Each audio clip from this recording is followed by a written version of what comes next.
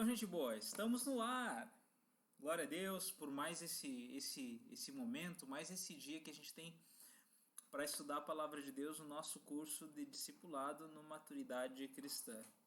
Você que está chegando aqui pela primeira vez, o Rock Summit é o Estar na Rocha, firmado na Rocha, é o curso que a gente tem sobre doutrinas e maturidade cristã aqui na Pioneira, na Igreja Batista Pioneira em Vera Cruz. E por estar aqui no YouTube, então é um curso aberto, liberado, todo mundo pode fazer. Deixa eu mostrar para você um material que nós usamos no curso. Todo o curso é inspirado nessa revistinha aqui, tá? Pelo menos esse primeiro módulo, a revista Maturidade Cristã. Ela tem um custo muito baixo, você adquire no site da Junta de Missões Nacionais da Convenção Batista Brasileira. E o que a gente faz? Cada semana a gente lança uma aula, você estuda na sua casa. Se tiver alguma dúvida, pode entrar em contato aqui pelo canal do YouTube mesmo, que a gente vai ter a alegria em te responder. E aí você vai fazendo, e são temas essenciais da caminhada cristã, do discípulo de Jesus. Então, temos usado como um texto base da nossa inspiração Efésios capítulo 4, do versículo 11 ao 13, onde fala que Deus deu uns para apóstolos, outros para mestres, evangelistas e pastores, com o fim de preparar os santos para a obra do ministério, para a obra de Deus. Então, o propósito desse curso é instruir, preparar você para a obra de Cristo, para que todos sejamos edificados uns nos outros e estejamos sendo formados na medida de Cristo. Cristo é o nosso padrão. Bom, o que nós vamos estudar nessa noite? Hoje nós vamos tratar acerca do relacionamento do discípulo de Jesus com mordomia. Como assim, Marco? O que é mordomia? Bom, nós entendemos à luz da Bíblia que quando nós entregamos a nossa vida para Cristo, tudo pertence a Ele, tudo. E então logo, quando se fala de mordomia, nós então vamos tratar como administrar o que Ele tem nos dado para a glória dEle. E sempre, o nosso primeiro passo precisa ser a palavra de Deus. A gente parte dali. E então convido você a ler junto comigo 1 Crônicas, capítulo 29, versículo 10 ao 16. Antes eu quero fazer uma breve oração pela tua vida. Senhor, em nome de Jesus, abençoa essa pessoa que está ali no outro lado dessa tela assistindo nesse momento essa aula. Eu oro para que teu Espírito Santo fale o coração desse irmão ou dessa irmã e que ele seja edificado mais e mais no padrão de Jesus. Amém. Bom, então, gente. 1 Crônicas, capítulo 29, versículo 10 até o 16, diz assim: Pelo que Davi louvou ao Senhor perante a congregação toda, e disse: Bendito és tu, Senhor, Deus de Israel, nosso Pai, de eternidade em eternidade. Teu, Senhor, é o poder, a grandeza, a honra, a vitória, a majestade, porque teu é tudo quanto há nos céus e na terra. Teu, Senhor, é o reino, e tu te exaltaste por chefe sobre todos. Riquezas e glória vêm de ti. Tu dominas sobre tudo. Na tua força na tua mão há força e poder. Contigo está o engrandecer e a tudo dar força. Agora, pois, ó nosso Deus, graças te damos e louvamos o teu glorioso nome, porque quem sou eu e quem é o meu povo para que pudéssemos dar voluntariamente essas coisas? Davi, ele estava orando num contexto de ofertas. E aí ele segue dizendo, porque tudo vem de ti, e das tuas mãos tu damos. Porque somos estranhos diante de ti, e de ti peregrinos, como todos os nossos pais. Como a tua sombra são os nossos dias sobre a terra. E não temos permanência. Senhor nosso Deus, toda essa abundância que preparamos para te edificar uma casa ao teu santo nome, vem da tua mão e é toda tua. O que Davi estava dizendo? O que o servo do Senhor estava dizendo nesse ambiente onde uma oferta está sendo dada para Deus? Ele está dizendo que, olha, Senhor, por mais que te dê uma oferta gigante, tudo vem de ti. E quando nós formos estudar o conceito de mordomia cristã, nós precisamos entender que, essencialmente, todas as coisas elas vêm de Deus, ok? Então, tudo o que você tem vem de Deus e pertence a Deus. Vamos ver alguns conceitos, então, ligados ao que a gente vai estudar nessa aula. Primeiro, os nossos objetivos. Conceituar a mordomia cristã. Você precisa entender o que é mordomia cristã. Ligado a isso, identificar o senhorio de Jesus na sua vida, entender a importância da mordomia cristã, por que isso é importante, e compreender a relação de dízimo, fé e obediência. Por que tratar disso? Por que tratar de dízimo, fé e obediência? Porque, gente, a compreensão do que nós temos, ela reflete a forma que cremos em Deus. Então, se liga nisso e vamos caminhar. A ideia não é ter uma aula exaustiva, e ao final dessa aula também eu vou deixar um link para você assistir uma mensagem muito interessante acerca desse tema. E ligada à redenção, gente, é uma mensagem muito abençoada do pastor Luciano Subirá. Mas vamos lá então, nosso ponto de partida. Se Jesus é o Senhor da sua vida, e com essas letras grandes mesmo, tudo o que você tem ou o que você é pertence a Ele. Não é uma pergunta, eu estou afirmando isso. Lembra do texto que nós lemos? 1 Crônicas 29, 10 e 16. Olha, tudo que temos pertence a Deus. Então eu vou afirmar novamente. Se Jesus é de fato o Senhor da tua vida, você que está assistindo isso, se Jesus é o Senhor da tua vida, tudo que você tem e tudo que você é pertence a Ele. Vamos entender mais. Então, o que a gente quer dizer com isso, mas antes você precisa questionar e responder com as tuas palavras nesse momento. É minha garrafinha d'água, gente. 1,5 litros. Mas responda com as tuas palavras. O que é mordomia para você? Por mais que eu fiz essa breve introdução, responde, por favor. O que é mordomia para você? Não tem certo e errado agora, tá? Você está respondendo para você. Escreve em algum lugar. Mordomia para mim é isso. Vamos ver se esse conceito não vai mudar ao final dessa aula. Vamos seguir em frente então. Mordomia, uma breve conceituação, é a doutrina através da qual entendemos, e não só entendemos, mas nós praticamos a nossa compreensão de que Jesus é o Senhor. Entender algo sem praticar é perca de tempo. Praticar sem refletir é falta de inteligência.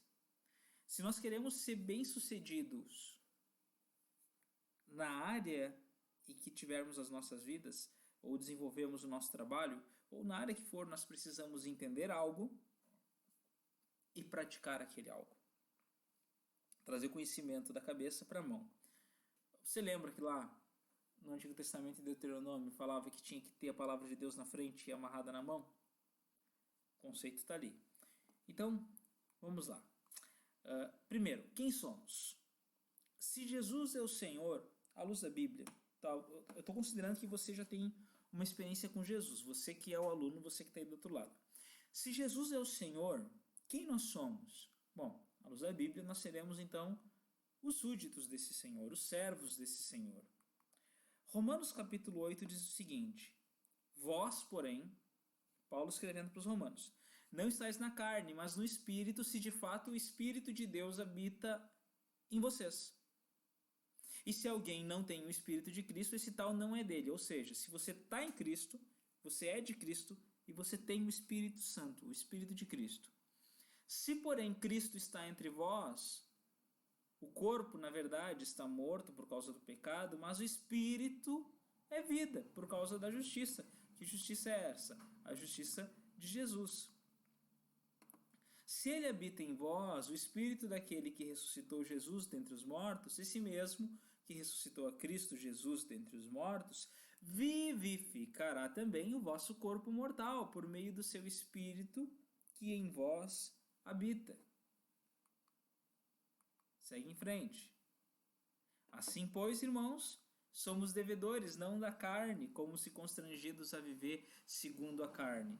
Porque se vivermos segundo a carne, caminhamos para a morte, mas se pelo Espírito mortificamos os feitos do corpo, certamente vamos viver. Pois todos os que são guiados pelo Espírito são filhos de Deus.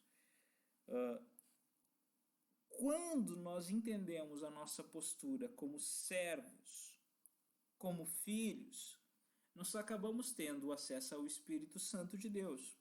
O que acontece? Se Jesus é o Senhor e nós somos seus servos, seus súditos, seus filhos, isso não aniquila a nossa vontade, de forma alguma. Mas segundo o texto de Romanos que a gente leu, isso conduz a nossa vontade, porque a partir de então nós começamos a ser, como diz ali a frase final, guiados pelo Espírito dele, pelo Espírito Santo, pelo Espírito de Deus. Ao contrário, então, o nosso potencial, a nossa personalidade, eles são reformados, eles deixam de ser corrompidos e são ajustados ao padrão de Deus. O Espírito Santo, então, começa a agir em nós e desde nós para o cumprimento do propósito de Deus.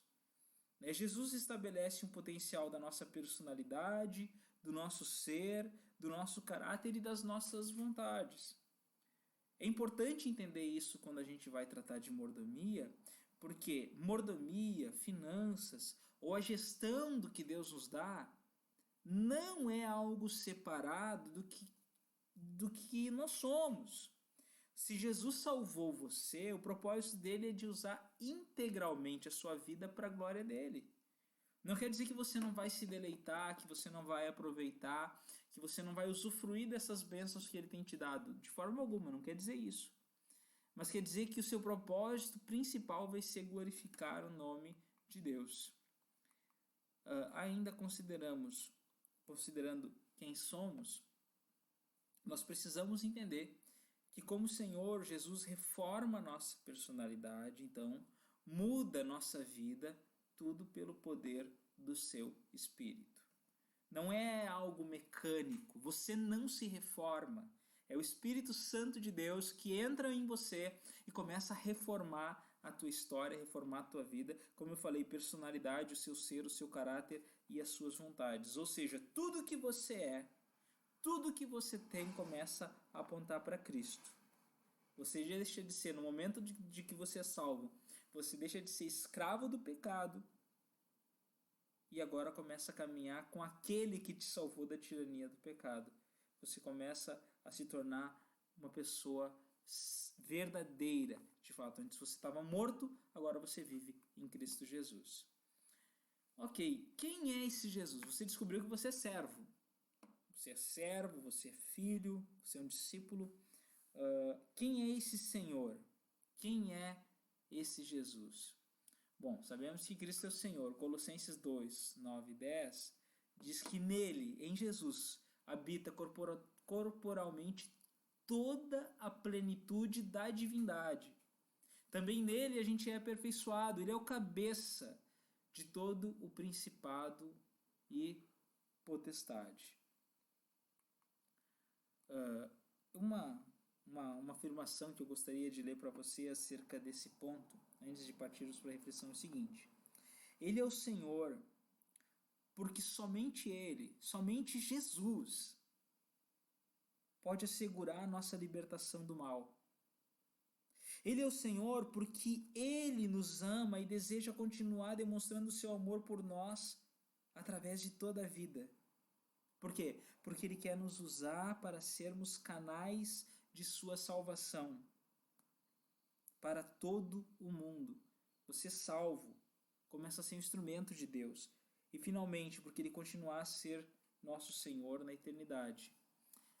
Pensa comigo. Se Jesus é o Senhor, Ele é o Senhor da sua profissão, do seu trabalho. Jesus é manifesto lá no seu trabalho? Marco, eu separo religião, eu não gosto de misturar religião e trabalho. Sério? Você é o tipo de gente que usa esse discurso barato para talvez ter um trabalho medíocre? Jesus é o Senhor dos teus relacionamentos familiares? Ele é sim, mas só eu sei o que eu passei. Sério? Você usa desculpas para viver do jeito que vive no relacionamento das pessoas ao teu redor? Jesus é o Senhor do teu tempo? Mas é que eu trabalho tanto tempo, eu não tenho tempo para falar com Deus. Sério? Jesus é o Senhor dos teus talentos, dos teus bens. Nós precisamos pensar nisso. Porque uma vida cristã bem-sucedida, ela só acontece quando nós entendemos que Cristo é o Senhor. Ele te tirou das trevas, Ele te tirou do pecado para que você resplandecesse. E você precisa entender isso. Você precisa entender que Ele é o Senhor da sua profissão, dos seus relacionamentos, do seu talento, dos seus talentos, do seu tempo, dos seus bens, do seu trabalho, de tudo. Ou não é Senhor de nada. Bom, mordomia é administrar a sua vida conforme a doutrina bíblica. Então, administrar a sua vida conforme a doutrina bíblica da mordomia cristã é administrá-la conforme a economia de Deus. É administrá-la. Desculpa, eu errei no acento. Tá, mas como entender a economia de Deus? Alguns termos podem confundir sua mente. Então, eu vou considerar alguns pontos que eu preciso que você entenda. Economia não no sentido da ciência exata que se estuda lá na faculdade, mas economia a partir dos princípios que Deus usa para manifestar a glória dele na sua vida. Então vamos lá. Entendendo a economia de Deus. Como nós vamos entender a economia de Deus? Primeiro ponto que nós precisamos conceber. Deus nos dá tudo o que precisamos. Nesse exato momento, você possui tudo o que precisa. Você está em algum lugar assistindo essa aula, então você tem à sua disposição ou um computador ou um celular, por exemplo. Por mais que não seja seu, aos seus olhos.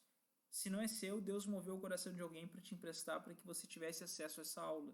Ou se alguém baixou esse vídeo e você está assistindo em algum lugar. Deus te dá, então, tudo o que você precisa.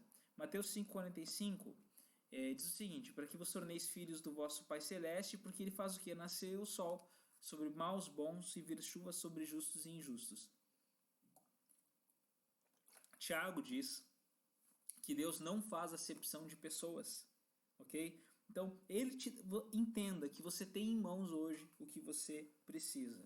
Dentro da economia de Deus, para mudar a sua vida, para mudar a sua história, tudo está nas tuas mãos hoje. Talvez o que falta é você abrir os olhos.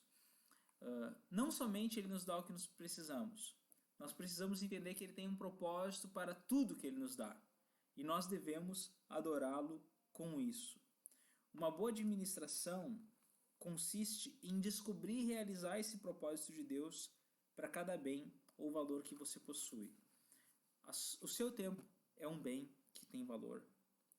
As coisas que você tem... Um exemplo, gente. Eu comprei um celular novo há não muito tempo. Tá? Qual o propósito? Desculpa, apertei aqui e abri o WhatsApp. Qual o propósito de uso desse celular? Eu comprei para mim fazer selfie. Sim, aparece no vídeo. Não. Eu comprei um celular com uma memória, com uma capacidade específica, com um tipo de câmera específica, para que eu pudesse filmar os cultos. Transmitir as mensagens. Transmitir os cultos aqui da igreja. Desculpa, gente. Tá chegando gente no corredor aqui, eu moro no apartamento, eu achei que ia bater alguém na minha porta. Mas é o que eu tenho para usar para ele. Você entendeu? Eu tenho um carro. O nosso carro a gente brinca que é o plantador móvel. Por quê? Porque ele é para a glória de Deus. Estamos plantando uma igreja, eu vou usar esse carro para a glória de Deus. A minha conta bancária tem que refletir isso. Tudo que eu tenho, esses livros aqui atrás, o meu tempo. Se eu tô trabalhando, eu preciso fazer o meu melhor para Deus. 2 Coríntios capítulo 9, versículo 11 e 13. Olha o que diz. Ora, aquele, está falando de Deus, Paulo falando de Deus, aquele que dá semente ao que semeia, e pão para alimento também suprirá e aumentará a vossa sementeira e multiplicará os frutos da vossa justiça, enriquecendo-vos em tudo para toda generosidade, a qual faz que, por nosso intermédio, sejam tributados graças a Deus. Ou seja, Deus vai te dar sustento pessoal e semente para você ser um instrumento nas mãos dele. Para quê? Para que sejam tributadas graças a Deus, para que as pessoas reconheçam Deus através da sua vida. Por quê? Porque o serviço dessa assistência, dessa atitude sua, não só vai suprir a necessidade dos santos, mas também vai redundar em louvores, graças a Deus, visto como na prova dessa administração. glorificam a Deus pela obediência, pela vossa confissão quanto ao Evangelho de Cristo e pela liberalidade com que contribuís para eles e para todos. Não é teologia da prosperidade, como algumas pessoas defendem, tá? Não é teologia da prosperidade. O que é isso? Senão, Paulo usando a Bíblia para nos mostrar que tudo que a gente dá serve para a glória de Deus e Ele vai nos suprir as nossas necessidades. Deus, ligado a isso, também vai te dar os bens com os quais você precisa adorá-lo, como demonstração da sua gratidão e amor, e como prova de que você já é liberto da escravidão das coisas materiais. Ainda no texto bíblico, né? Grifado agora, aquele que dá a semente. Então, primeiro ponto, Deus é o Deus que te dá a semente. Ele vai suprir e aumentará a tua sementeira desde que tu está apontando para Ele. Tu está olhando para Ele. Tu está manifestando tua glória para Ele. Não somente isso. Por quê? Porque Deus sabe que esse serviço, a tua obra, quando tu está apontando para Ele com o que tu tem, isso vai suprir necessidade de pessoas e isso vai exaltar o nome dEle. Isso vai exaltar o nome do Evangelho de Cristo. O propósito de Deus é usar a tua vida para que pessoas cheguem ao conhecimento dEle. Ainda com relação à economia de Deus. É na igreja, com a igreja e através da igreja que você deve adorar a Deus com seus bens. Eu vou fazer uma ressalva, principalmente para os irmãos que têm a revistinha. Quando a gente fala igreja aqui, você pode ler talvez a revistinha e entender, ou pelo que eu estou falando, que igreja é prédio, um templo. Só que igreja é a comunidade de irmãos reunida. Então, quando você vai ao grupo de irmãos, você vai lá na sua comunidade de irmãos reunida e entrega suas ofertas, você está tributando glórias ao Senhor. Então, não interessa se o seu grupo cristão se reúne num galpão, se reúne num prédio bonito, numa sala comercial, numa escola, numa casa, numa garagem. Eu fui num culto certa vez que foi feito num antigo galinheiro. Isso aí, você está escutando. Pensa num aviário. Tá? O pessoal tira lá, limpa tudo e aí faz um culto lá dentro. Tá cheirosinho, botou creolina, mas que boa, e faz um culto. Ali estava a igreja de Deus reunida. E Deus quer usar os seus bens dentro desse contexto. Mateus 6, 21 diz que o nosso tesouro estará onde está o nosso coração. Esse versículo ele serve não somente com relação ao tributo de glórias ao Senhor dentro da sua comunidade local, mas na sua vida, no seu trabalho, no seu tempo, como a gente descreveu antes. A pergunta que eu te faço é, aonde está o teu coração? Pensa comigo. Como os pontos citados anteriormente, eles são aplicados, estão sendo aplicados na sua história e na sua vida? Você tem louvado de fato o nome de Deus ou meio que enrola? Eu tenho firme convicção de que a nossa fidelidade vai determinar onde o Senhor vai nos levar. Então, em nome de Jesus, eu te desafio para que você seja, para que você busque ser alguém fiel, radicalmente fiel a Ele. Bom, e o dízimo, pastor? Quando se fala de mordomia, inevitavelmente a gente chega nesse tema, e é um tema, de certa forma, controverso, porque tem pessoas a favor, tem pessoas contra. Tem gente que fala que a igreja rouba das pessoas. Beleza. Vamos ver o que a Bíblia diz, ou vamos entender esses conceitos à luz da Bíblia para então tomarmos uma atitude de fé acerca disso. Primeira coisa que nós precisamos entender acerca do dízimo são os sinais do dízimo. Tá? Eu não trouxe o texto aqui. Deixa eu abrir no meu celular, tô com minha Bíblia ali mais longinha, mas... Malaquias capítulo... Eu não trouxe porque você sabe, tá? Mas Malaquias capítulo 3, versículo 10. Eu quero ler rapidamente com você esse texto clássico acerca dos dízimos e ofertas. Malaquias, se você nunca leu o livro todo, leia, mas é um livro que trata essencialmente de adoração e compromisso com Deus. Ele não trata só de dinheiro, mas da vida, integralmente, da vida do crente e do seu compromisso com Deus. Até aqui na página da igreja mesmo, tem lá na série Redenção Familiar, tem uma mensagem que eu preguei que fala sobre adoração. O primeiro ponto de redenção familiar é a adoração, e tem uma mensagem lá muito impactante, assista, tenho certeza de que ela vai abençoar a sua vida, que traz um esbocinho de Malaquias. Mas o versículo 10 diz o seguinte: tragam o dízimo todo ao depósito do templo para que haja alimento na minha casa.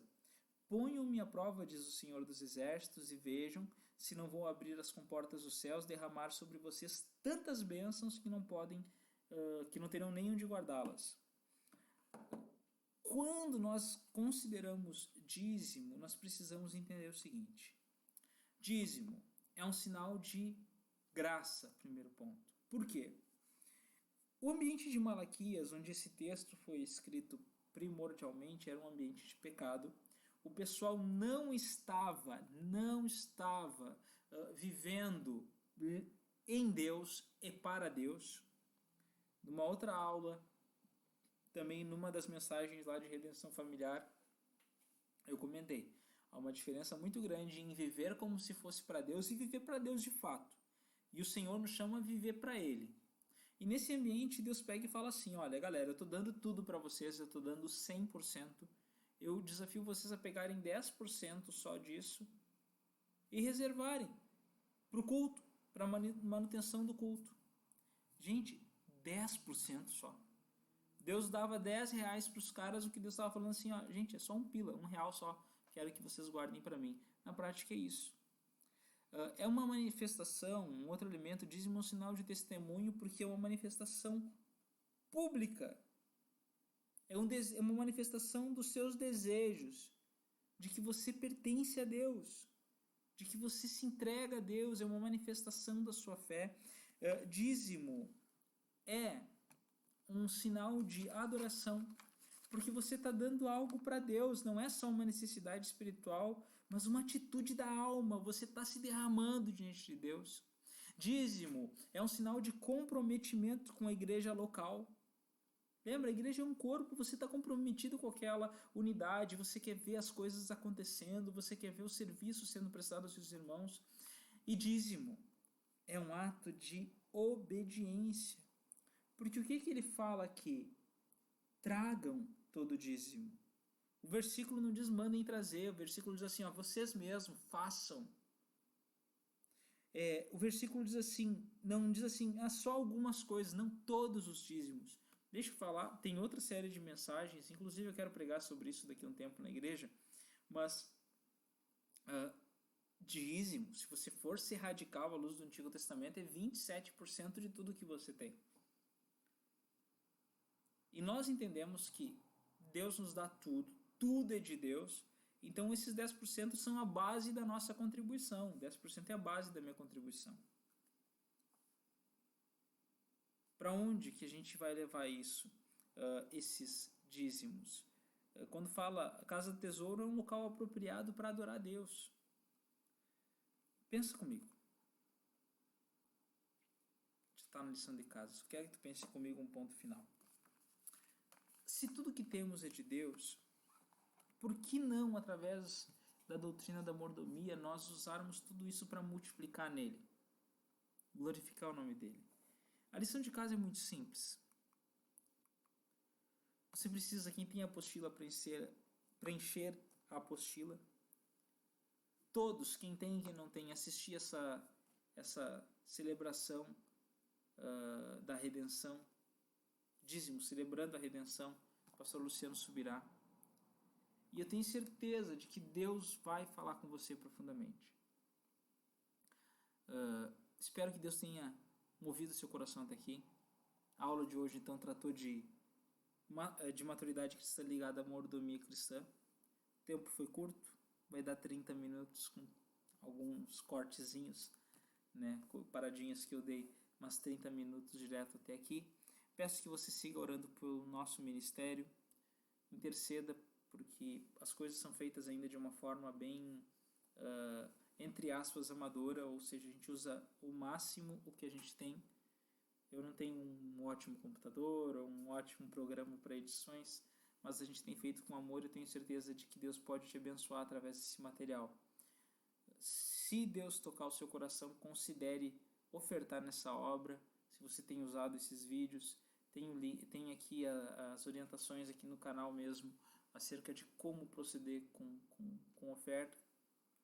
Também, se você acha isso interessante, esse tema, compartilhe com outras pessoas. A questão não tem nada a ver com denominação, simplesmente compartilhe se isso pode abençoar alguém. Eu fico por aqui, espero ter te abençoado, espero ter sido um instrumento de Deus na sua vida. Que Jesus te abençoe poderosamente. Um beijo no coração.